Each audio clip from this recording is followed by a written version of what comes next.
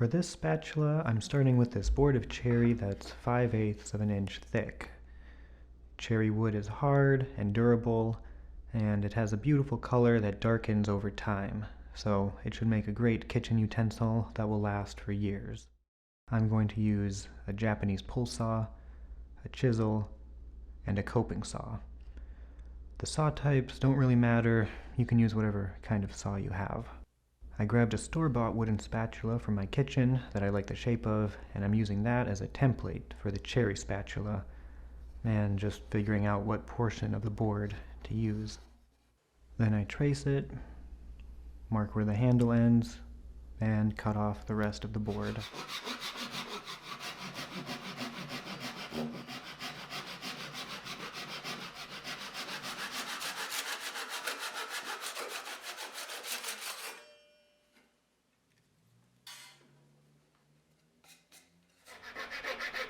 Then I start roughing it out with a coping saw.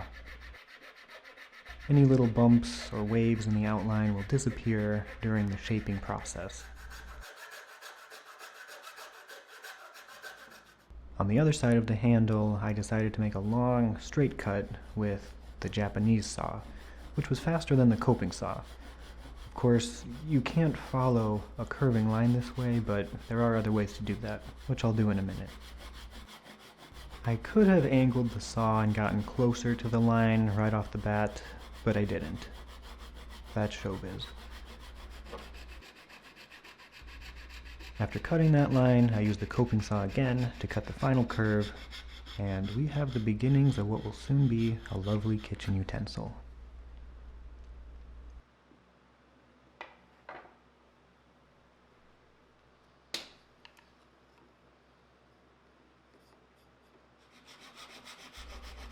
Here I'm removing the bulk of the waste off of the corners. I'm going to clear out the rest of the material along the handle without using a coping saw.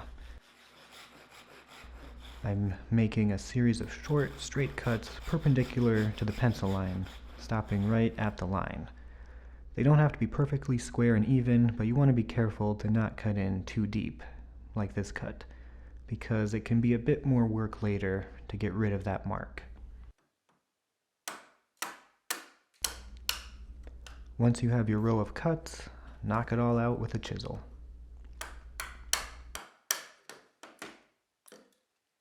The remaining lines from the saw get cleaned up.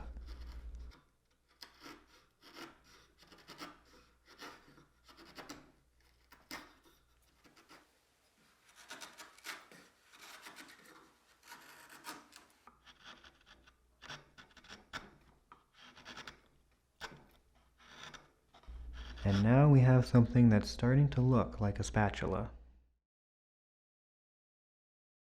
Then it's time for the fun part, shaping.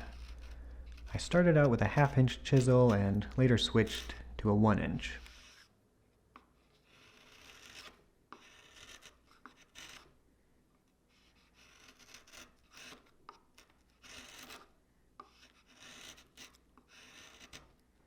On the handle, I'm aiming for a nice rounded shape that will be comfortable in the hand. There's nothing precise about any of this, you just go with the flow of the wood until it looks and feels right.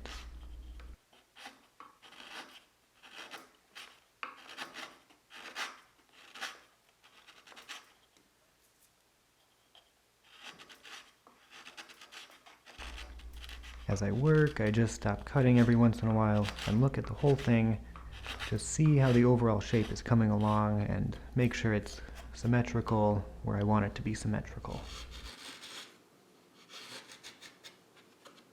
This stage is satisfying because you really get to see something take form from the wood as you work. All the sharp corners turn to rounded edges, and the blocky board takes on a refined and elegant shape.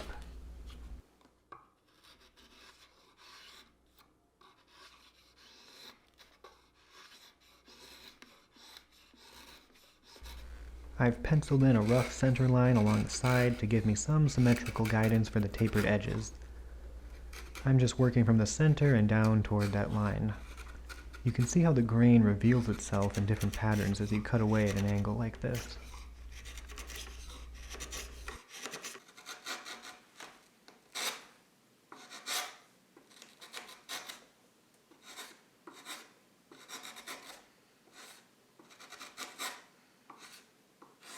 Then, once the shape is pretty much done, it's time to bury the spatula in shavings and try to blow them off by waving a large piece of cardboard around, which produces a reveal that's a little less dramatic than expected. And it also applies a nice even coating of wood shavings to your entire apartment. Don't forget this step, it is essential. But things aren't finished just yet. It's still pretty rough, so I'm sanding it all down to completely round it off and remove all the evidence of chiseling.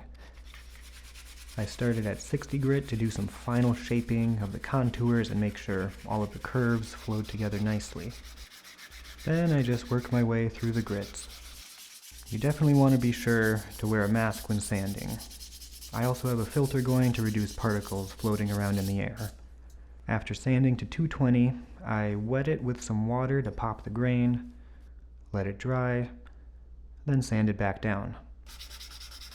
Beyond 220, I do this process after every other grit. I ended up sanding all the way to 3000. Is that excessive? I don't think so. For smaller items that will be handled and not coated with a film finish, sanding to a really high grit just takes it to a different level. I think it's definitely worth the few extra minutes to get such an amazing, silky, satiny feel. Of course, as a kitchen utensil, it will get knocked around and scraped and lose that pristine finish, but again, that's showbiz.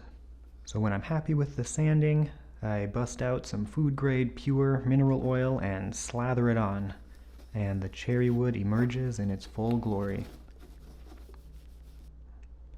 And there it is, a simple project that's beautiful and functional that can be done in any sort of space with minimal tools. A handmade wooden spatula makes a fantastic gift for anyone, including yourself. Thanks for watching.